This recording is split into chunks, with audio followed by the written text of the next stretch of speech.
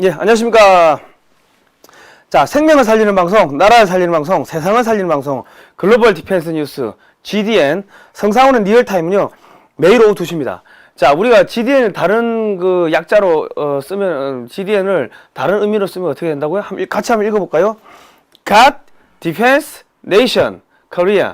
하나님이 지키는 대한민국이 나라다. 하나님이 지키는 나라다. 우리가 애국가에도 하나님이 보호하사 우리나라 만세. 그런 이야기가, 그런, 애국가가 있죠. 애국가가 찬송가입니다. 예, 오늘 그런 이야기를, 그런 이야기는 나중에 하고, 자, 미국의 한미연합훈련 재개하라. 중국 추가 제재하라. 지금 난리가 났습니다. 미국에서 지금. 오늘 이런 이야기를 하려고 하는데요.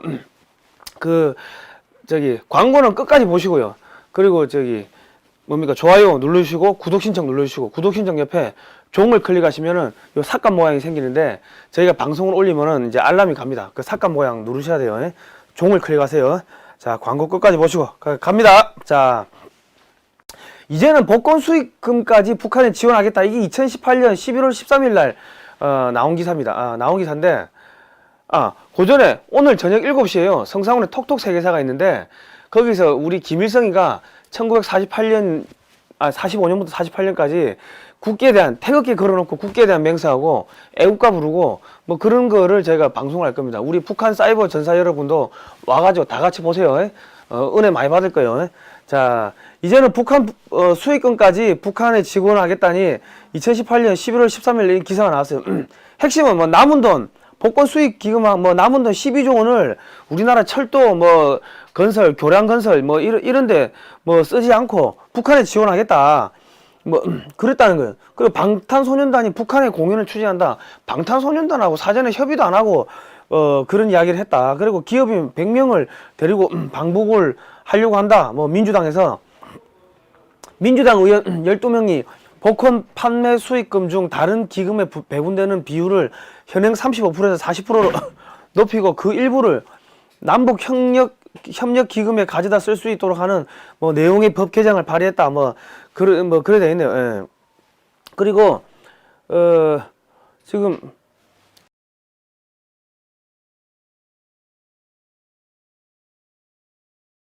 남북 협력 기금으로 그 전출금을 올해 800억 원에서 내년에 2천억 원으로 올리는 예산안을 제출하자 민주당 외통위 간사는 앞으로 남북 협력이 활발해질 텐데 더 필요할 것이다며 정부안보다 2천억 원을 더 올리려고 했다.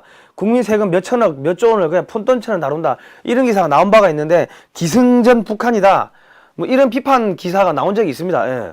그런데 이 보시면은 이런 복권 팔아가지고 1조 7천억 이런 공익 사업에 써야 되는데 저소득층 주거 지원 사업 쓴다. 말은 이렇게 해놓고 실제로는 북한에 갖다 주려고 했다.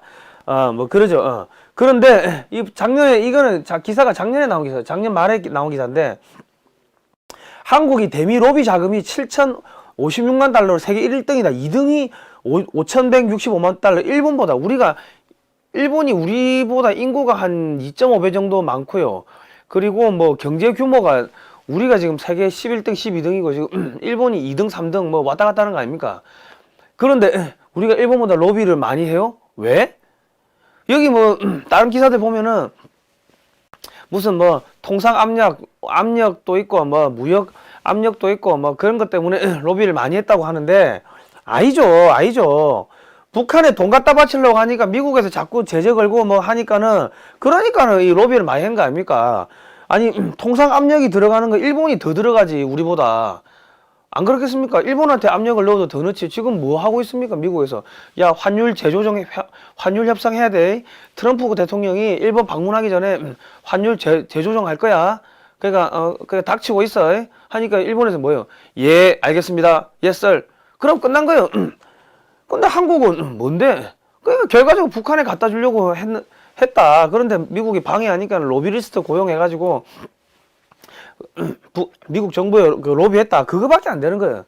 자, 그런데 24시간 365일 재외국민을 지키고 있다. 이렇게 해가지고 재외 안전 지킴이 센터 이런 것도 우리가 했습니다. 강경화 나와가지고 설레발이 쳤는데 대한민국의 국민이 납치가 됐는데 한 달이 넘도록 납치된지도 몰랐다. 프랑스군이 가서 구출해보니까 한국인이었다. 그래가 프랑스군이 2명이 사망했다. 여기 이 아프리카 이 지역은 프랑스에서는 들어가지 말라고 했는데 한국은 프랑스보다 한 단계 낮은 단계의 경보만 발령했다. 그러니까 자기 나라 국민 지키는 건 안중도 없고 북한에 퍼주려고 하고 있다. 지금 북한이 미사일 쐈는데 문재인이 나와가지고 또 무슨 이야기 했습니까? 식량 준다고 북한에 식량 보내야 된다고. 또 민주당에 원내대표 이번에 처음 된 사람 전대협 1위 북한 지령받고 활동하던 게 전대협 아닙니까? 거기 1기 의장 출신 이인영이가 또 북한에 식량 지원해야 돼요. 그랬어요. 그리고 기자들이 야 이거 남북한 군사합의 위반된 거 아니냐 하니까 정신은 위반한 게 맞는데 법적으로는 이래 보니까 위반한 게 아닌 것 같다. 이 개소리 한 거예요. 미국에서 뭐라 했습니까? 야 식량 지원을 하든 말든 알아서 해라. 그 무슨 소리예요? 우리도 우리 마음대로 하겠다. 한국 제재하겠다. 그 이야기를 하는 거예요. 트럼프 대통령이 뭐랬어요? 한국이 미국 싫어해요. 그 이야기 했잖아요. 8일날. 그 뒤집어서 이야기하면 미국은 한국이 싫어. 문재인 정부 싫어. 밑에 애들한테 야, 뭐 하는 거야? 빨리 갈아엎어 이놈의 새끼들아 하고 그렇게 압력 넣은 거예요. 그렇게 돌아가는 겁니다. 자, 또 지금 그러니까 지금 어떤 식으로 이게 지금 작전이 진행되고 있냐. 한국에서는 탈원전 하겠다는데 미국에서는 수출길이 열렸다. 한국형 원전이 미국의 ARP1400이 미 원자력 규제위원회 인정을 통과했대요. 미국의 업체로는 첫 사례인데 프랑스 아레바 탈락했고 일본 미스시피 더디게 진행된다는데 얘는 탈락할 거예요. 그리고 ARP1400이 유럽 표준 설계도 인정 통과했다. 그러니까는 지금 유럽에도 기술을 수출하고 한국에 원전 기술을 수출하고 미국에도 한국이 원전 들어갈 수 있고 그럼 미국 유럽 들어가면 다 된 거 아닙니까? 한국이 그 정도로 지금 원전이 좋다. 한국의 원전 건설이 단가가 이렇다는 거죠. 이 킬로와트당 건설 비용이 2,145달러인데 미국은 AP100은 3,582달러. 하여튼 다른 나라는 게임이 안 된다. 그리고 비계획 발전 손실률이라는 게 뭐냐면 이 고장 등으로 계획되지 않은 발전기 정지 시간 비율인데 한국이 0.8로 미국보다 더 안전하고 더 가동을 더 잘한다. 운영 효율이 높다. 그리고 일본은 7.9라는 거예요. 그냥 가다서다 하는 갑자기 서는 비율이 높다는 거지. 캐나다, 프랑스, 독일 세계 평균이 4.4인데 한국 0.8이다. 이렇다는 거예요. 이게 스마트 이제 원전이라는 건데, 자, 뜬금없이 근데 송영길 의원이 올해 3월 8일 날, 원전보다 석탄 LNG 발전을 먼저 중단해야 된다. 원전 더 지어야 돼. LNG 석탄 줄여. 이런 이야기 했어요. 이게 왜 이런 이야기를 했습니까? 진짜로 이거 탈원전 하는 그 당사자들, 죽어요. 자기 가족들 다 미국에 보내놓은 거 아닙니까? 자식 새끼들 뿐만 아니라 가족들 뿐만 아니라 본인까지 다 죽는다고. 왜 죽는지 내가 이야기해 줄게요. 자, 지금 보시다시피 지금 한국이 원전을 제일 잘 지어요. 근데 기술은요, 미국이 제일 좋아요. 근데 미국은 뭐냐? 머리는 있는데 손발이 없어. 이거를 지으려면 가서 막노동도 하고 해야 될 거 아닙니까? 그러니까 결과적으로 한국의 원전을 앞세워가지고 이 세계 4차 산업혁명이라는 거는 전기 에너지 패권입니다. 전기 에너지는 원전보다 좋은 게 없죠. 그러니까는 전 세계 전기 에너지 패권을 지으려면 전 세계 원전을 깔아야 되는데 미국은 비싸요. 안 사. 그리고 한국이 더 싸. 그리고 미국은 이 기술력은 있는데 이 지을 수 있는 이런 또 안 돼요. 그러니까 머리는 있는데 손발은 안 되지. 그러니까 한국 원전을 전 세계에 깔아버리고 한국형 원전이 인도도 들어가고 전 세계 다 들어가요. 그리고 한국형 원전의 핵심 기술, 들어가는 핵연료 이런 것들 미국이 통제하면은 미국 말 안 들어? 그러면 에너지 핵연료 공급 안 하고 그러면 통제되는 거 아닙니까? 그런 식으로 해가지고 한국을 앞세워가지고 돈은 한국이 먹어라. 전 세계 에너지 패권은 미국이 가져갈게. 이게 지금 분업으로 가고 있는데 탈원전 한다? 그러면 이거 죽여버리지. 게임 끝나는 거야. 탈원전 하지 마세요. 이 방송 보고 계시는 우리 탈원전을 하려고 마음먹었던 분들 탈원전 하면 죽어요, 진짜로. 농담 아니고. 그래서 갑자기 개가천선한 거야, 송영길이가.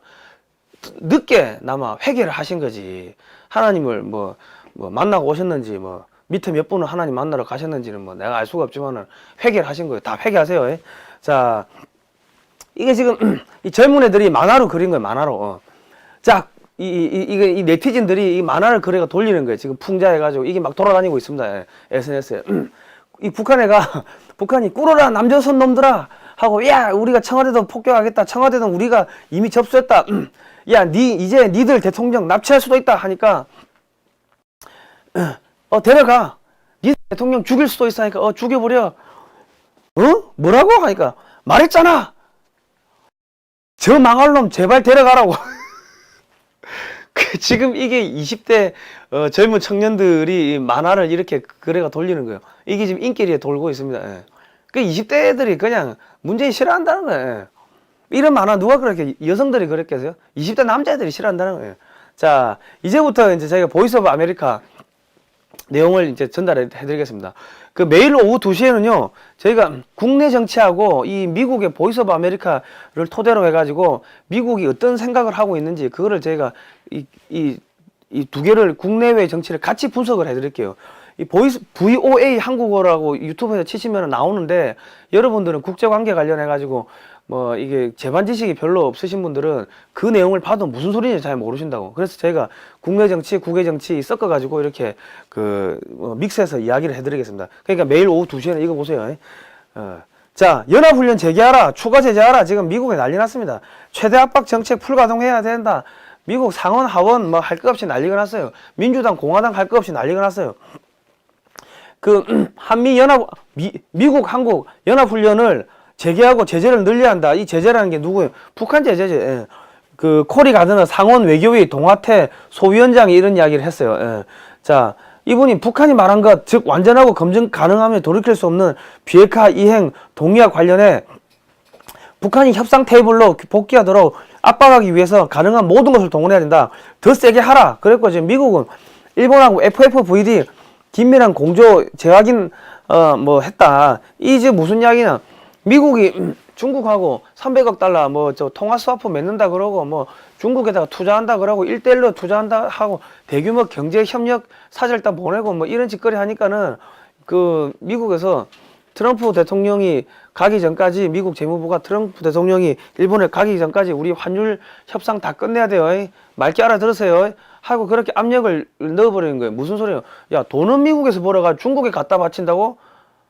야, 이런 또라이 같은 것들. 그래야 되는 거예요. 그래가지고 중국의 자금줄을 지금 차단해버리는 겁니다. 그리고 베네수엘라에서 원유 들어오는 거 그거 막아버리고요. 그리고 베네수엘라 엉망진창 됐죠. 그리고 베네수엘라에 500억 달러 투자한 거 그거 공중분해 된 거 아닙니까? 그리고 이란에 이란에서 원유 금수 조치해가지고 이란에서 중국이 원유 못 갖고 오게 된 거고. 그리고 뭐 있습니까? 원유 말고 정제유, 톨루엔, 벤젠, 자이렌, 항공유, 휘발유 이런 거 있잖아요. 그런 것도 지금 이 수출을 금지를 해버렸어요. 그러니까는 그런 정제유도 지금 중국으로 못 들어가요. 그거만 있나? 철강이라든지 철판이라든지 귀금속 이 산업에 들어가는 금속들 그런 것도 수출 제재를 때려버렸어요. 그러니까 이란에서 그러한 귀금속도 그 중국을 못 들어가요. 그러니까 경제가 완전히 그냥 경제의 뼈다구로 그냥 부러뜨려 버리겠다. 그게 미국의 전략입니다. 그리고 또 자금줄 끊는 거 일본이 돈 못 주게 하는 것도 있지만 또 뭐 있습니까? 2천억 달러에 돼 가지고 10%에서 관세를 갖다 25%를 올리니까 한 6, 70조 거의 한 500조 가까이가 중국으로 들어가야 되는데 그게 그냥 날아가 버렸다 이런 이야기 나왔고 지금 추가로 3천억 달러에 돼 3천 몇백억 달러에 돼 가지고 추가 관세를 더 부과하라 지금 이런 압력들이 지금 나오고 있는 거죠.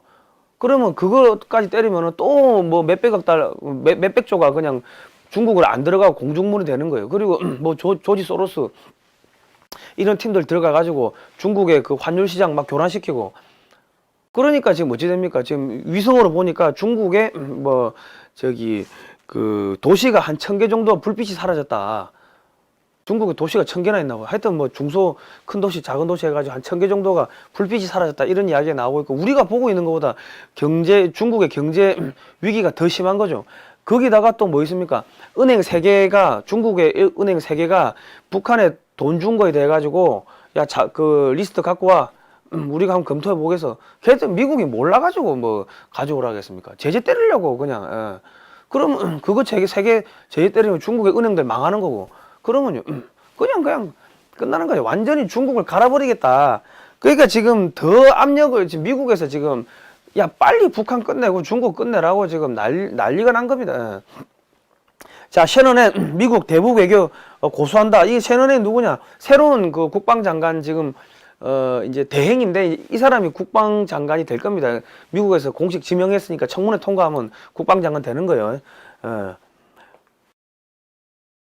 그리고 이 지금 뭐 이런 전투기 사진을 이렇게 보여주더라고. 군사 압박하겠다는 거죠. 그럼 미국 국방부가 단거리 탄도미사일이다. 이번에 새롭게 그 발사한 미사일이 탄도미사일이다. 이 이야기했어요. 그 2차로 탄도미사일 발사한 날짜가 문재인 취임 2주년 기념식 하는 날이라면서요. 그러니까 북한도 문재인이 싫다고 문재인 엿먹으라고 한 거예요. 그래가지고 그날 뭐 그 KBS하고 그 기자하고 이야기할 때 버버버 끓인 거 아닙니까? 북한 그 미사일 문제 관련해가 물어보니까는. 그 하여튼 지금 전방위적으로 지금 문재인, 김정은, 시진핑 제거 작전이 들어가고 있다. 시진핑은 지금 중풍이 와가지고 구하나 사고 왔다. 정신이 오락가락하고 있다. 거기서 낙마를 하는 순간 그 시진핑은 정적이 많아가 죽는다. 뭐 아시겠죠? 돌아가는 거. 예. 자, 비건 협상 복귀 문은 열려 있다. 계속 돌아와라. 왜 자꾸 협상하자 회수하자 하냐? 이게 원유를 이렇게 수출 차단한다 하더라도 이게 효과가 바로 나타나는 게 아니고, 원유가 저쪽에서 들어오는데 한 2-5달 시간이 걸린다고. 그 사이에 석유 비축해 놓은 거 있을 거 아닙니까? 그런 거 끄집어내고 하면은 지금 당장 이 뭐 제재가 들어가 가지고 중국이 이란에서 석유를 못 갖고 온다 하더라도 그 효과가 나타나는 거는 한 2달 정도, 석 달, 뭐 빠르면 1달 정도 있어야지 이 효과가 나타나는 거죠. 그 정도 시간이 있어야지 이 중국 내에 뭐 여러 가지 물가가, 석유 관련 제품 물가가 폭등을 하는 거죠. 그리고 또 뭐 있습니까? 지금 돼지 구제역, 아프리카 돼지 뭐 콜레라인가? 그게 퍼져가지고 중국 전역에 돼지 고기 값이 20%가 상승했다. 그 뭡니까? 물가가 올라가면은 그게 이제 한 2-5달 있으면 이제 쓰나미가 동시다발적으로 때리면은 중국 무너진다. 그래서 시간 끌고 있는 겁니다. 협상하자 하는 거는 뭐. 지금 미국이 북한 끝낼 그게 없어가지고 안 끝내겠습니까? 자, 폼페오가 11일, 14일 러시아 방문한다. 푸틴과 회동한다. 푸틴하고 해가지고 뭐 하겠어? 야, 이번에 뭐 간다는 거 뭐 미사일 쏘는 거 러시아가 줬더만. 이 양반들이 죽으려고 작정했구만. 이야기하러 따지러 가는 거야, 따지러. 그러니까는 이 러시아도 지금 달달달 떨고 있다. 그걸 러시아가 뭐랍니까? 아니야, 그거는 북한이 미사일 쏜 거는 군사적 그 행위가 아니고 정치적 행위였어. 그냥 그렇게 이야기를 했는데 2번째 또 쏘았거든. 그러니까 또 가는 거예요. 그러니까 러시아도 지금 할 말이 없는 거예요, 지금. 러시아도 지금 김정은이를 죽여야 되는 뭐 그런 상황. 그리고 시진핑을 또 죽여야 되는 상황. 그러니까는 미국이 뭐라 하겠습니까? 너 내 시키는 대로 해. 안 그러면 유가 떨어뜨릴 거야. 뭐 그런 거 뭐 이야기를 하겠죠. 예. CSIS가 북한 유상리 미사일 기지를 분석하겠다. 미사일 뭐 북한이 뭘 다 보고 있다. 그 이야기를 하는 거고, 북한 선박을 압류를 한다. 이제 이렇게 압류하고 있다, 이거 끌고 가고 있다, 이제 뭐 이야기 저희가 드렸습니다. 북한 석탄 300만 달러 어치를 수송했다. 그리고 미 연방법원이 최종 몰수 결정을 했고 FBI가 나서가지고 다 지금 잡아들이고 있다. 이 선박이 그 어네스트 호라는 선박이 북한에서 2번째로 큰 선박이래요. 근데 북한 선박을 전부 다 압류하겠다는 거예요, 미국이. 왜? 미국 그 연방법에 따라 가지고. 아니 국제적 그 행위인데 왜 미 연방법에 따르냐? 달러로 거래했어. 그 달러가 미국 은행으로 들어온 거야. 그래서 우리 연방법에 따라 가지고 다 잡아드리겠어. 하여튼 북한 배 전부 다 몰수한다. 그 이야기를 하는 겁니다. 자, 중국이 북한 노동자 현황을 비공개했다. 그러니까 지금 북한이 지금 28개국이 북한 노동자 인권 관련해서 보고서를 제출하는데 중국만 2달 전에 제출하고 근데 내용을 비공개했다. 대북 제재 이행을 하는데 구멍이 생겼다. 이야기를 하는 거고요. 윌리엄 브라운 미 조지타운대 교수 보고서를 통해 노동자 데이터를 공개한다는 관점에 볼 때 큰 구멍입니다. 그렇다면 왜 보고서를 발표합니까? 이 보고서를 발표를 하면서 야 우리나라에 지금 북한 노동자가 몇 명이 있어요. 뭐 이런 데이터가 같이 나오는데 그거를 비공개했다는 거는 이 구멍이야. 그럴 것 같은 보고서 뭐하러 발표하는 거야. 그랬어요. 그러니 지금 중국 내에 비허가 북한 노동자가 많다. 이런 내용들이 전문가들이 계속 이런 이야기를 하고 있습니다. 그리고 한국통일부가 인도적 대북 식량 지원이 필요하다. 지금 이런 이야기 하고 있는데, 아니, 김정은이 죽여버리고, 제거해버리고, 한국이 북한을 통일하면은, 북한에도 우리 동포들한테 무상급식하면 될 거 아닙니까? 왜 김정은이한테 주려고 그래? 김정은이야 북한 정권 제거해버리고, 우리 주민들한테 한국군이 가가지고 직접 무상급식하면 되는 거지. 그러니까는 이 소위 말해가지고 전대협 1위, 1기가 누구예요? 그 의장, 민주당 새로 원내대표 됐다는 사람, 그리고 문재인 정권, 이런 양반들은 학교 다닐 때 공부를 안 했기 때문에 멍청하다. 그러니까는 김정은이한테 자꾸 주려고 하는데, 김정은이 제거해버리고 북한 정권 제거해버리고 한국군이 들어가가지고 직접 무상급식하면은 쌀만 주겠어요? 한국의 교회들이 옷도 갖다 주고 다 갖다 주지. 진짜로 북한 주민들을 사랑하면 김정은이 정권 제거해보면 될 거 아닙니까? 그러니까 지금 한국 민주당이나 김정은 정권은, 문재인 정권은 북한 지원한다고 이렇게 하면서 자기들이 또 뒤로 받아먹고 온갖 별 더러운 짓 다 한다. 그리고 북한 살인마 정권을 비호하고 있는 반인륜적 단체다. 반헌법적 단체, 반국가적 단체다. 지금 민주당하고 문재인 정권이. 그래 보시면 되겠습니다. 공화당 의원들이 잘못하고 있다. 실망스럽다. 존 케네디 공화당 상원의원이 협상을 통해 뭔가 해결할 수 있길 바라지만 북한의 약한 자세를 취해서는 그렇게 될 수 없습니다. 이런 이야기하고 있고, 미북 협상에 강한 회의감이 든다. 야 빨리 끝내라. 계속 이야기가 나오고 있는 거예요. 빨리 끝내라. 마르코 루비오 공화당 상원의원, 북한과의 협상이 긍정적이라고 생각한 적 없다. 김정은의 자발적 핵포기는 없을 거다. 이런 이야기 하고 있잖아요. 자, 코리 가드는 상원의원 또 나왔어요. 이 시점에서 김정은이 어떻게 다시 약속을 지키겠다고 돌아갈 것인지 가늠하기 매우 어렵다. 제가 최대 압박 정책의 완전한 시행을 줄곧 강조한 이유는 바로 이 때문이다. 이 거짓말쟁이라는 거죠. 그리고 김정은이가 거짓말이고 문재인 정권도 거짓말쟁이라고 미국에서 다 이야기했잖아요. 예. 자, 그리고 지금 미국에서는 또 나온 이야기가 북한 시리아가 핵 협력 거론하고 있다. 이제 이스라엘 모사드가 나타날 시점이 왔군요. 그런데 지금 북한이 지금 식량이 없는데 한국에서 식량 대주겠다고 하고 있고, 복권 팔아가지고 12조 원을 북한에다 넣어주겠다고 하고 있고, 자, 이제 모사드가 나설 차례가 됐어요. 자, 우리 소형 모기 드론 같은데 이 폭탄 실어가지고 가서 탁 터지는 그런 거 많습니다. 그러니까는 올여름에 모기 조심하시고, 다 회개하시라니까. 자, 로버트 우드 미 국무부 군축 담당 대사가 시리아의 다이르 알주르의 원자로가 북한 영변의 가스 냉각식 흑연 감속 원자로와 비슷한 특성이 있다고 한 IAEA 사무총장의 조사 결과에 계속해서 우려하고 있다. 이게 지금 IAEA가 시리아 원전하고 북한 영변 원전하고 이거 형태가 똑같네. 이런 이야기를 지금 했어요. 북한 지원 핵시설 건설했다. 시리아가 북한이 핵 지원을 해가지고 핵시설 건설했다. 이런 게 나왔어요. 아이고, 모사드 온다, 모사드 이제. 모사드 와요. 우리 민주당하고 문재인 정권 가슴 잘 보호하세요. 심장 터지는 수 있다고. 북한 핵 세계 평화 안보 위협이다. 이 유엔에서 계속 이런 이야기가 나오고 있어요. 자, 엄격한 대북 외교 경제 압박이 필요하다. 북한 핵 협력 우려하고 있다. 북한 정권은 살인자다. 이게 누가 한 이야기냐면 프레드 원비어, 오토 원비어 부친이죠. 이분이 있는 그대로 북한을 불러야 합니다. 그들은 범죄 집단입니다. 그들은 폭력배이며 살인자들입니다. 지금 오토 원비어 아버지가 이야기했고, 엄마는 지난번에 뭐라 했습니까? 암적인 존재다. 지구상에서 제거해야 된다. 이런 이야기 한 거 아닙니까? 이 지금 폭력 집단한테 지금 문재인 정권을 이 쌀을 주겠다 하는 거예요. 우리가 북한에 주지 말자고 하는 게 아닙니다. 우리가 김정은 정권을 다 죽여버리고 제거해버리고 한국군이 직접 그 북한 주민들한테 가서 떠먹여 주자. 우리는 그 이야기를 하고 있는 거예요. 이게 더 인도적인 거 아닙니까? 쌀만 주겠어요? 뭐 의료 제품도 주고 한국에 남아야 도는 그 창고에 재고 물량들 다 주면 되지. 기업에 있는 물량들. 자, 지금 이 미사일이 한국 대부분 사정권에 들었다. 그리고 미군 기지, 아이고야. 미군 기지도 대도시도 사정권에 포함된다. 미군 기지 사진도 보여주고 미군 기지가 지금 포함에 들었다는 거는 미국에서 야 이거 이제 더 이상 가만 놔두면 안 되겠다 이야기를 하는 거예요. 핵탄두, 탄도미사일 장착 가능성이 있다. 이런 이야기가 나오고 있습니다.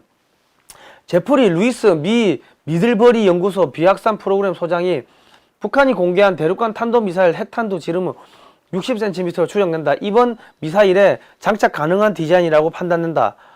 이래 됐고 지금 미국하고 한국이 공중훈련 보복 능력을 과시하겠다 뭐 이런 이야기 했고 지금 점점 이제 뭔가 군사적 이게 그전에는 말로 했는데 이게 말로 안 된다. 빨리 때려라 이야기 나오고 있고 점점 이제 이 말로 하던 거에서 이 군사적으로 가는 이 압박 강도가 수위가 높아지고 있는 겁니다. 존어선, 맥도웰 하버드 스미스소니언 천체물리학센터 박사가 최대 사거리가 400에서 500km로 추정된다. 이번에 미사일 쏜 게 그 방어적 보복 능력을 과시한 측면이 있다.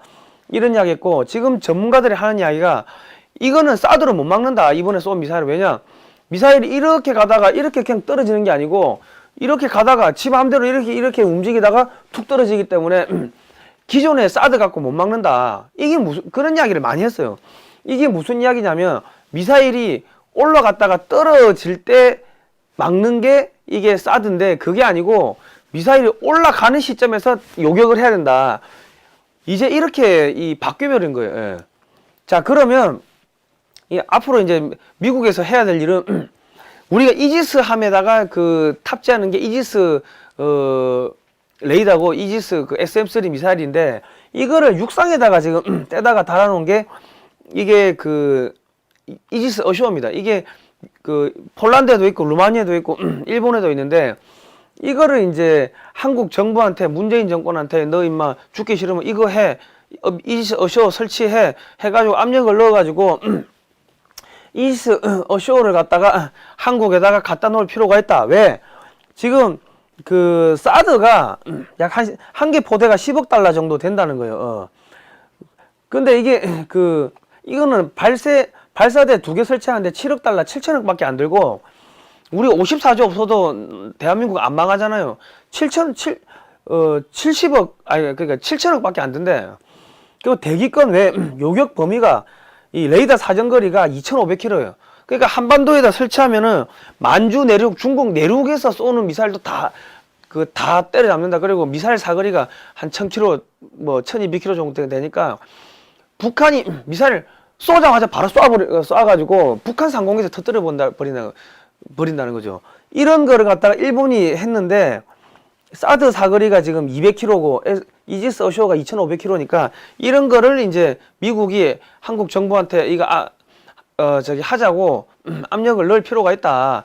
저는 그래 봅니다. 앞으로 뭐 그래 되겠네. 뭐 흘러가는 걸 보니까 지금 이제 유투기가 지금 엄청나게 날고 있고 이 US 아미가 뉴 유니폼을 공개했는데 이게 뭐냐면 클래식 2차 대전 때 입던 유니폼으로 바꿨다는 거예요. 왜? 2차 대전하고 한국전 당시 입었던 군복인데 그 당시 미국의 국력이 가장 셌다는 거지. 그리고 전쟁에서 이겼다는 거죠. 이게 무슨 이야기냐? 앞으로 대규모 전쟁이 발생하겠구나. 군사적 뭔가 옵션이나 이런 게 진행되겠구나. 그러니까 이게 뭐냐? 옷을 바꾼다, 유니폼을 바꾼다. 우리나라 프로 야구도 보면 특히 부산 롯데 같은 경우는 92년도에 우승 한번 하고 우승을 이때까지 못했어요. 그러니까는 항상 뭐 중요한 게임 있을 때마다 우승하게 해달라고 옛날 우승했을 때 유니폼을 입고서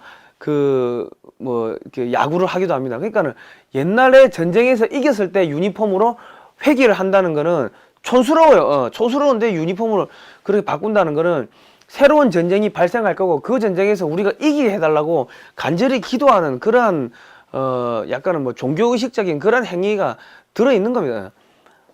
이제 전쟁한다는 이야기는 이제 도저히 말귀를 못 알아듣는다 이런 이야기 한 거고 이제 그러니까 이제 때려야 된다 그런 이야기를 한 거고 조지 프리드먼이 중국은 몰락을 걱정해야 된다 이게 2010년도에 이게 인터뷰한 게 있는데 자 여기 보시면 한국의 통일이 늦어도 2030년 이전에 일어날 것으로 예상됐죠. 북한 정부는 지탱될 수 없습니다. 북한의 후원자인 중국이 더 이상 북한을 지원하는데 관심을 보일 수 없는 시대에 가까이 가고 있습니다. 러시아 역시 북한에 관심이 없고 일본도 북한을 건드리지 않으려고 하죠. 중국이 북한 문제에 개입하려고 하는 의지와 이해가 줄어들면 북한의 생존 가능성도 줄어듭니다. 어떤 지점에 이르면 한국은 더 이상 선택의 여지가 없습니다. 북한을 흡수해야 됩니다. 이런 이야기를 이게 2010년 2월 4일날 인터뷰를 한 거예요. 9년 전에. 지금 그대로 저기 중국을 완전히 그 모가지 비틀어버리고 러시아도 모가지 비틀어버리고 지금 그러고 있잖아요. 이대로 가는 거예요. 자 2005년도부터 2050 이 골드만삭스 보고서가 나온 게 2050년이면 한국이 1인당 GDP가 세계 2위가 될 거다. 그리고 2005, 6, 7, 8, 9, 10, 11, 12, 13, 14, 15, 17년까지 그런 기사가 나왔어요. 내가 18년 거는 아직 못 찾았는데 18년도 나왔겠지 뭐. 한국 1인당 이 GDP가 81,000달러가 될 거다. 뭐 이런 이야기를 했습니다. 미국 월가에서도 이런 이야기가 나오고 이게 무슨 이야기나? 그 한국의 이 통일되고 나면은 이 경제 성장 잠재 이력이 미국하고 같아질 거다. 이런 이야기를 했어요. 아니 통일이 된다 하더라도 한국이 땅덩어리가 작은데 인구가 8,000밖에 안 되는데 3억 4억 되는 미국의 인구하고 그 어마어마한 미국 땅덩어리하고 어떻게 성장 잠재력이 한국이 미국하고 같아지는 거고 한국이 2등이 됩니까? 말이 안 되는 이야기를 하고 있는 거죠. 그런데 이게 2007년에 나온 그래프인데 통일한국이 이렇게 큰다는 거지. 프랑스, 독일, 일본인데 2007년이면 중국이 한창 클 건데 한창 잘 나가는 때 2007년이면 근데 중국은 그래프에서 아예 없어요. 그 2050년경이면 중국이 없어진다는 이야기를 이렇게 돌려서 한 거예요. 이분이 하신 내용 보면 이야기 보면은 야 뭐 저기 이런 책들 보면 2040년경 되면 만주가 한국 땅으로 들어갈 거다 했는데 중국 없어진다는 이야기를 한 거예요. 이분 책 쓰는 거 보면은 중국은 몰락을 걱정해야 된다. 그런 이야기를 많이 써놨다고. 예. 야, 저분도 뭐 유태인이라 하더만. 예.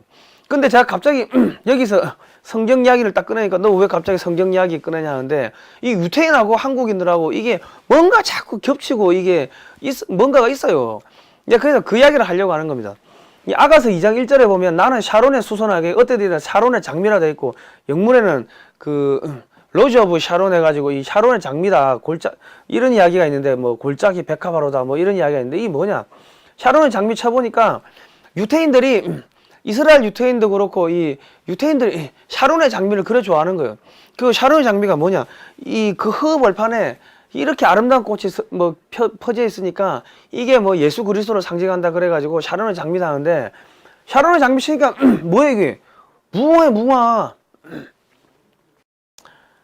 그 무화를 내가 찾아보니까 기운을 찾아보니까 중국에는 군자의 기상을 지닌 꽃이라 해가지고 쭉 뭐 나오는데 이제 그 서양에서도 그들의 이상의 꽃인 중국에서는 군자의 기상을 지닌 꽃이다 했고 군자의 꽃이라는 거예요.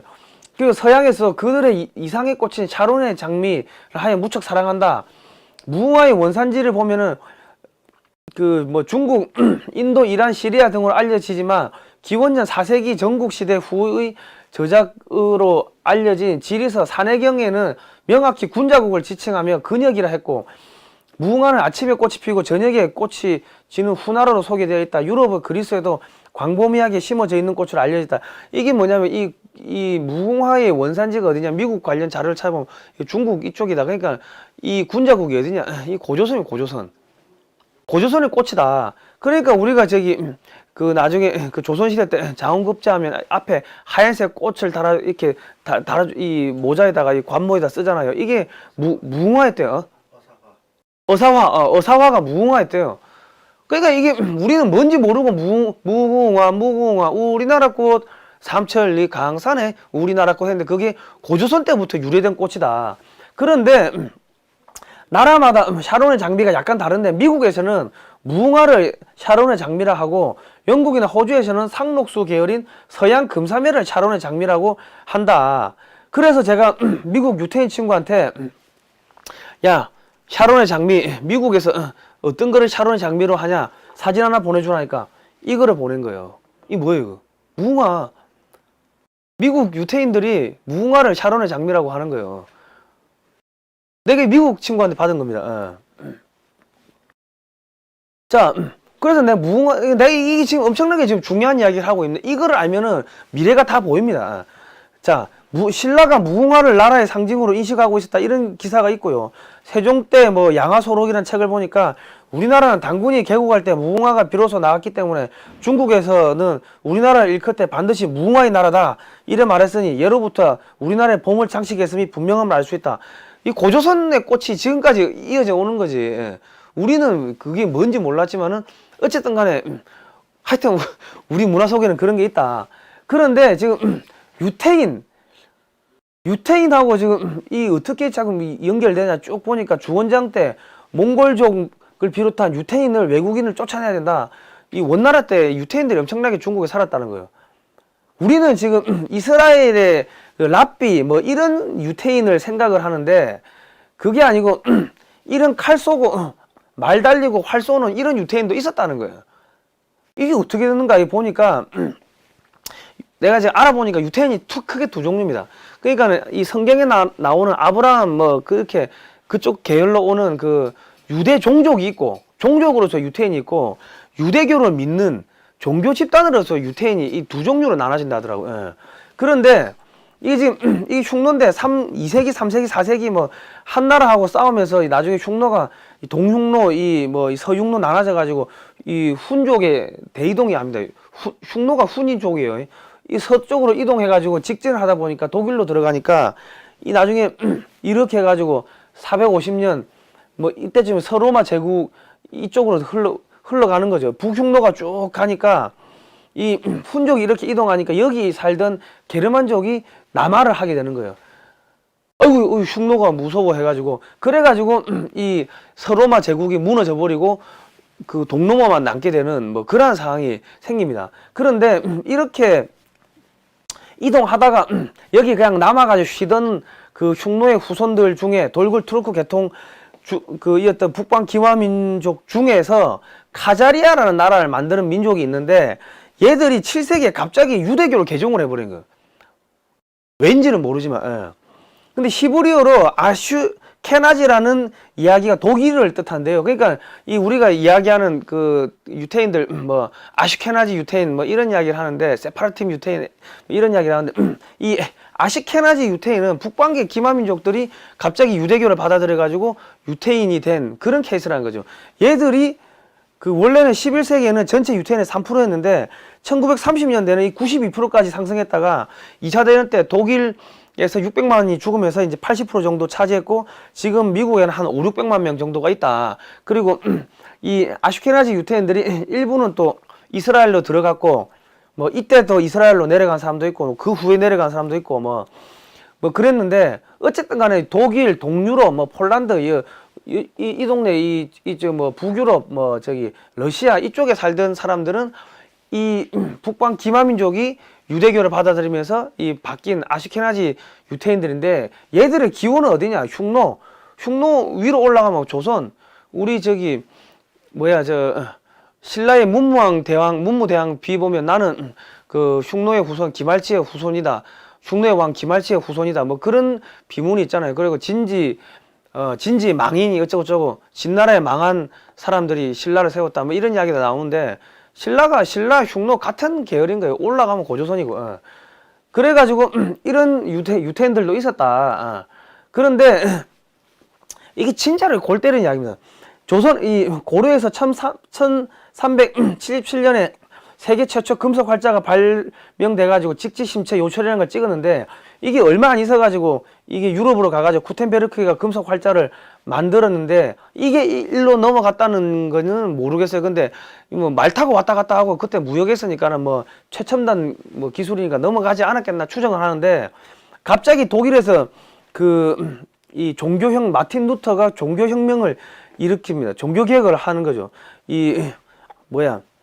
95개제 반박문 1517년 10월 31일에 야, 이거 왜 카톨릭이 면죄부 팔고 거짓말하냐? 이게 뭐냐면 성경을 대량으로 찍어가지고 전 세계 언어로 그 유럽의 언어로 탁 뿌려버리니까 옛날에는 성경책이 누구야? 신부님만 갖고 있었는데 일반인도 다 보게 된 거예요. 그러니까 야, 성경에 글이 안 나와 있는데 왜 사기치냐? 카톨릭 교황 사기쳤네. 이래가지고 종교혁명이 일어나고 탄압을 받고 하니까 이 사람들이 영국으로 가고 영국에서 미국으로 갔다가 미국의 선교사들이 한국에 들어와가지고 복음을 전해주고 그 복음을 받은 사람이 이승만 대통령이고 우리나라 건국의 아버지들이고 그리고 처음에 세워질 때 한국이 제헌국회 때 하나님한테 기도하는 걸로 처음에 스타트가 됐고 한국의 법률이나 이런 것들은 다 기독교 법률 위에 세워졌고 대한민국의 그 1942년도에 녹음한 애국가를 보면 우리 지금 하느님이 보우하사 되어 있는데 그 당시에는 하나님이 보호하사 이래 돼 있었다. 그러니까 지금 아슈케나지 유태인들은 자기들은 이 한국하고 이 뭔가 이 커넥션 아주 그대로 올라가면 같은 민족이었다 이런 동질성 같은 걸 갖고 있다는 거예요. 그래서 지금 이 한국을 그렇게 도와주고 이스라엘에 있는 또 아시케나지 유태인들도 한국을 도와주고 그런 커넥션이 지금 흘러가고 있는 겁니다. 이 비하인드 스토리를 우리가 모르니까는 이스라엘이 왜 우리를 도와주나 미국이 왜 우리를 한국을 그렇게 도와주나 했는데 알고 보니까 얘들은 어찌 보면 흉노의 후손인데 우리가 신라를 이어받았고 신라가 흉노의 후손이고 위로 올라온 고조선이고 그러니까 얘들은 이게 북한 깨부수고 만주로 가려고 하는데 중국이 방해하니까 중국을 완전히 죽여버려야 되는구나 이런 거대한 흐름이 보이는 거죠. 예. 자 여기 보시면 이 소비에트인데 소련 시대 러시아 여기 보시면 비로비잔 유태인 자치구라고 있어요. 그 푸틴하고 스탈린하고 그 러시아 그 볼셰비키 혁명한 사람들 다 유태인인 거 그거 아시죠? 예. 그렇고 다비드 벤구리온이라는 사람이 이스라엘의 건국의 아버지인데 이분은 뭐 폴란드에서 태어났고 러시아 제국에서 태어나가지고 뭐 활동하고 컸어요. 이분 보면은 러시아 제국의 일부였던 폴란드 푸원스크스에서 태어났고 동유럽에서 활동했고 터키에서 활동했고 그러니까 돌골 투르크 그쪽 계통인 아슈케나지 유태인이라는 거예요. 그래가지고 이분이 나중에 48년에 유엔에다가 이스라엘 건국해달라고 신청할 때 아무르강 쪽에다가 이스라엘을 건설하게 해달라고 이야기를 한 거예요. 여기가 비로비잔 유태인 자치구가 있는데 여기 어디다가 해달라고 그 신청을 한 거죠. 그러니까 이 사람들은 자기들의 고향이 만주라는 걸 알고 있는 거야. 만주라면 만주라면 이 전체가 만주지. 만주 몽골 이쪽이 자기들 그 원래 고향이었다는 걸 알고 있는 거예요. 자 그런데 이게 또 뭐가 있냐면은 이 보고 계획이라 해가지고 일본에서 보고 계획을 한 게 있어요. 이 뭐냐면 그 독일이 그 아슈케나지 유태인들만 집요하게 집중적으로 죽였다고 돈을 뺏기 위해 가지고 그러다 보니까 그리고 거기 있는 수백만 한 5,600만 명의 아슈케나지 유태인들을 다 아프리카 마다가스카르 섬에다가 수용하려고 했는데 뭐 이래저래 여의치 않으니까 일본이 야 그 우리한테 보내줘 우리가 알아서 게 해가지고 유태인들을 이렇게 데리고 와요. 그래가지고 이 만주국을 만들어가지고 그 만주국을 설치하는데 필요한 자금을 이 아슈케나지 유태인들 그리고 또 미국에 있는 아슈케나지 유태인들한테 받아가지고 만주국을 만들려고 했어요.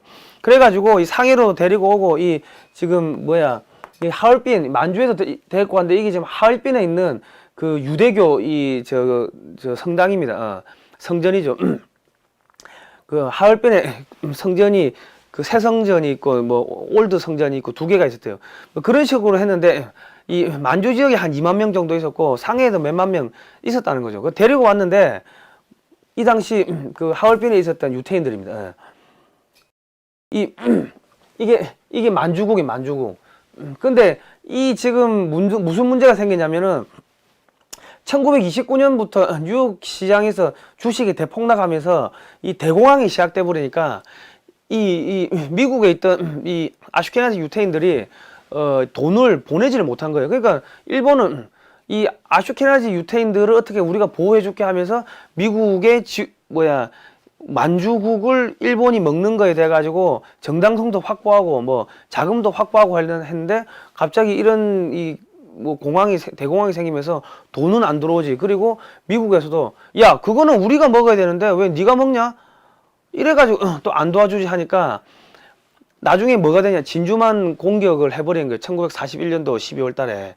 이승만 대통령은 그 프란치스카 여사가 유태계, 그 오스트리아계 유태인이었습니다. 독일어 했고, 영어 했고, 불어 했고, 그 아버지가 사업을 해가지고 아예 고위층이었다고. 그러니까는 유태인들하고 이 엄청난 정보망이 왔다 갔다 한 거죠. 그러니까는 이 전쟁이 터질 거라는 거 이승만 대통령이 알고 있었던 거예요. 그래서 이 저편 인사이드 아웃이라는 책을 나왔는데 그 책을 타이핑한 게 우리 프란치스카 도너 여사였고, 그러니까 이승만 대통령이 상해에 임시정부 있을 때도 아마도 그런 상해에 있는 유태인들하고 그런 교류가 많았을 거다. 그리고 지금 미국에 계실 때도 유태인들이 엄청나게 도와줘요. 그래서 그렇게 엮이는 거예요. 예. 우리가 이 비하인드 스토리 모르면은 좀 답답했는데 이제 아시겠죠? 그래가지고 이게 뭐 30년대 그 당시에 시카고에서 너무 먹을 게 없으니까 자녀 4명을 내놓고 엄마가 울면서 내 자식 사가라고 이렇게 팔던 거예요. 그만큼 힘들었다. 그러니까 1903년에 한성감옥에서 교회경략이라는 책을 썼는데 이승만 대통령은 왕족 출신이잖아요. 그러니까 이런 동양의 고서라든지 이런 것들을 엄청나게 많이 읽었을 거고, 그 안에서 또 뭐 외국 잡지도 보고 했는데, 그러면서 영국의 역사, 뭐 독일의 역사, 이런 종교혁명이나 이런 부분들, 뭐 민족의 이동 이런 거를 다 알았을 거다. 그러니까 영국, 미국 같이 되려면은 우리가 독립정신 이런 데 보면은 우리가 미국이나 영국 같이 되려면은 기독교를 삼아야 된다. 기독교가 남의 종교가 아니고 우리 종교야. 뭐 이런 생각을 하시고 이런 책을 쓰신 것 같아요. 그러니까 33년에 2월 22일 날 제네바의 국제연맹 총회에 가가지고 그 일본이 그 조선 반도를 먹은 거는 이건 나쁘다. 세계 평화를 위해서 조선 반도는 독립돼야 된다. 이런 이야기를 하러 가는데 이날 이 프란치스카 도너 여사를 식당에서 만난 거예요. 이 식당이 너무 붐비니까 같이 합석을 한 거지. 그래가지고 이런저런 이야기하면서 이게 눈이 맞아가지고 했는데, 어쨌든 간에 지금 이 프란치스카 도너 여사가 유태인들을 끌고 와가지고 이 일본하고 이 미국하고 깨지는데 엄청나게 큰 역할을 했다. 이 결과적으로 깨지잖아요. 예. 그래 이런 책이 나오고, 그러니까 한국이 독립하는데 유태인들이 엄청나게 공작을 했다. 이제 그런 거를 알 수가 있고, 그리고 43년 이 카이로 회담에서 한국민이 노예 상태에 놓여 있음을 유의하여 앞으로 적절한 과정을 통해 한국을 자유독립국가로 할 것을 결의한다. 이 100개가 넘는 식민지 중에서 유독 코리아에 대해서만 이런 이야기가 나왔다는 게, 이 뒤에 그 유태인들, 아슈케나지 유태인들의 그런 비하인드 백그라운드가 있었다고 봐야 되는 거죠. 그 이승만 대통령이 1982년 조선과 체결한 조미수호 통상 조약을 파기하면서 1905년에 을사조약을 하면서 이 조선을 일본이 먹으니까 지금 미국이 이렇게 지금 전쟁이 터지고 하는 거 아니냐, 그런 이야기를 하신 거고요. 그리고 지금 2차 한국전 당시에 178만 명의 미군이 들어왔습니다. 그리고 그 당시 자료로 보면은 670억 달러, 미국 GDP의 한 14%, 15%를 이 한국전에다 쏟아부은 거예요. 이런 게 이해가 안 됐는데, 그 아슈케나지 유태인, 그 사람들이 그랬구나. 이 한미 상호 방위 조약, 이게 말이 안 되는 조약 아닙니까? 한국은 뭐 그냥 거지하고 삼성전자 이재용 회장하고 상호 방위 조약을 맺은 건데, 말이 안 되는 게 성립된 것도 그런 유태인들의 이 협력이 있었구나 하는 걸 알 수가 있는 거죠. 그러니까 지금 간만에 큰 집에서 형님이 가니까는 막 환영도 해주고 100만 명이 나왔대요. 이때 100만 명이 나왔다는, 100만 명이. 그러니까 백그라운드 스토리를 우리가 몰랐는데 이제 아니까는 미국이 왜 한국에 대해서는 제재 함부로 일본은 그냥 갖다 때리는데 한국은 그렇게 제재 안 하고 살살살살 진짜 전전긍긍하는지 이제 아시겠죠? 이거는 박정희 대통령 때인데, 박정희 대통령이 만주 군관학교 나왔잖아요. 박정희 대통령도 이 미국과 이런 아슈케나지 유태인 뭐 이런 거에 대해서 알았던 것 같아요. 자, 이게 뭐냐면 한국과 첫 인연을 맺은 첫 유태인인데, 이분이 성함이 아이젠버그인데, 이분도 독일에서 태어났고 폴란드, 뭐 우크라이나 이쪽 거치고 오스트리아, 헝가리 제국 뭐 이런 쪽에 있었던 거예요. 이분이 뭘 하냐? 프란체스카 도너 여사의 주선으로 이제 이승만 대통령하고 이렇게 만나가지고 한국의 이 자금 유치하는데 많이 도와줬는데, 또 이 박정희 대통령하고 또 연결이 돼가지고 독일 차관하는데도 이분이 엄청나게 도움을 많이 줬다. 그리고 새마을 운동이 이게 우리나라 고유 모델인 줄 알았는데 그게 아니고 이스라엘 모델이에요. 이스라엘 모델이 들어온 거예요. 그러니까 우리는 이걸 잊어먹고 있었지만은 이 유태인들은 알고 있다. 한국의 이 개발 과정에서 유태인들이 얼마나 많은 도움을 줬고, 아슈케나즈 유태인, 우리가 같이 가야 된다는 걸 알고 있는 거예요. 그래서 이런 기사가 뜬금없이 나온다고 생각했는데, 2050년 경내 한국이 세계 GDP 2등 될 거다. 한국을 앞세워가지고 중국 죽여버리고, 중국을 한국이 먹고, 그 다음에 어찌 됩니까? 거기 주한미군 설치하고, 한국하고 미국하고 지금 은행, 금융회계 시스템은 동일해졌고요. 도로명 주소 동일해졌고, 이제 학교 시스템, 우리는 3월 학교이고 거기는 9월 학기니까 뭐 이런 것들, 사소한 것들을 맞아버리면은 사실상 한국과 미국이 같은 나라가 되는 거죠. 예, 같은 뭐 민족이 되는 거고. 그러면 1등 국가하고 2등 국가하고 한미동맹으로, 군사동맹으로 묶여있고, 기독교 동맹으로 묶여있고, 그러다 보면 세계 평화가 생기는 거예요. 아, 얘들이 이거 하려고 하는구나. 그래, 이제 그 큰 거대한 그림을 저희가 이제 깨맞출 수가 있게 된 겁니다. 그 월가에서도 이런 이야기 하는 거. 참, 우리가 공부를 안 하면은, 이게 이 지정학적 이런 이 책도 보면은 이상한 이야기를 써놨길래 이야기를 못 했는데, 한국이, 요 밑에 요 대만 요쪽은 뭐 대만한테 줄지 안 줄지 그건 모르겠는데, 이 북쪽 이쪽은 다 우리가 먹는다. 그래 되면은, 연해주 이쪽도 빨려드는 거고, 지금 연해주는 사람이 없어요. 사람이 전부 다 이쪽으로 가버리니까, 서쪽으로 가버리니까 사람이 없어. 그러니까 여기가 우리가 통일되고 하면은 연해주도 우리 쪽 빨려오는 거, 이 부리아트 공화국, 여기가 부여족 아닙니까? 바이카로스 있는데, 몽골은 우리 보고 어머니의 나라 그러고, 솔롱고스 나라 그러고, 그리고 카자흐스탄 탄자 들어가는 동네들, 여기는 이슬람이었는데 유대교가 이슬람에서 나온 거예요. 그러니까 유대교에서 이슬람이 나오니까 얘들 유대교 믿다가 갑자기 이슬람으로 바뀐 거예요. 예. 근데 얘들 나중 되면 다 빨려온다. 다 고조선의 같은 형제들 아닙니까? 그러니까 이제는 우리가 이제 큰 마음을 이제 열고서 좀 마음을 크게 가져야 됩니다. 일본이 우리 쳐들어왔다 뭐 이렇게 볼 게 아니고, 그 이승만 대통령 때 비행기도 만들고 우리가 함정도 만들고 했는데 그 다 일본 기술자들이 도와준 거고, 그 박정희 정권 때 경제 중화공업 하는데 그 일본 사람들이 보고서 써준 거 보고 한 거예요. 일본 학자들이 이게 우리 도와준 거고. 그러니까 우리가 이제 전체적으로 아울러야 된다. 뭐 그렇게 제가 말씀을 드리고자 합니다. 그러니까 이거 아시면은 이제 미국이 어떻게 할지 보이시죠? 자, 황금알 낳는 최첨단 방위산업, 삼성은 왜 포기했나? 자, 이 책은요, 이승만 대통령과 박정희 대통령 때 피눈물 흘리면서 무기 개발을 했던 뭐 그런 내용들인데, 지금 앞으로 우리가 이제 만주까지 수복하고 하면은 한국의 탱크도 뭐 지금 탱크, 자주포 뭐 할 것 없이 비행기부터 해가지고 엄청나게 찍어야 됩니다. 그런데 뜬금없이 미국 나사 탈탐사 하는데 한국을 강제로 끌고 가요. 일로 와 해가지고 거기다 넣어버린다고. 왜? 같은 민족이니까 키우는 거예요. 키워. 우리 같이 가야지 하고. 뜬금없이 한국한테 달탐사 기술을 준다는 건 이해가 안 되는데, 이거 보니까 이해가 되더라고요. 아시겠죠, 이제? 자, 어쨌든 간에 우리 문재인 정권은 다 이제 사라지게 돼 있다.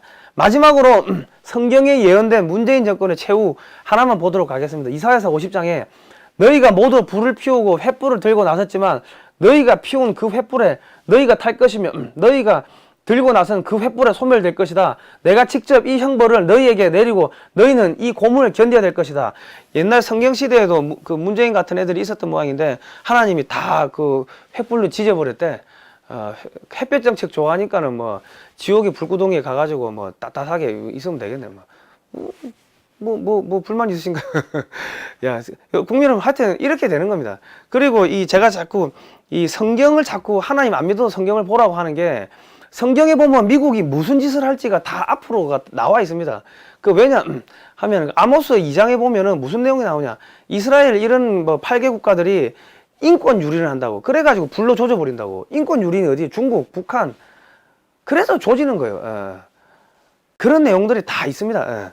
자, 오늘 여기까지 하고요. 이제 책 좀 많이 사주시고, 저희가 이런 방송 하려고 하면은, 17반 여러분의 후원이 필요합니다. 뭐, 그 전까지는 제가 사비 털어가지고 했는데, 조금 많이 이제 뭐 도와주시면 저희가 더 좋은 방송 만들도록 하겠습니다. 조금 뭐, 이 사무실 운영하고 하는데 뭐, 애로사항이 있으니까 여러분, 광고는 끝까지 봐주시고요.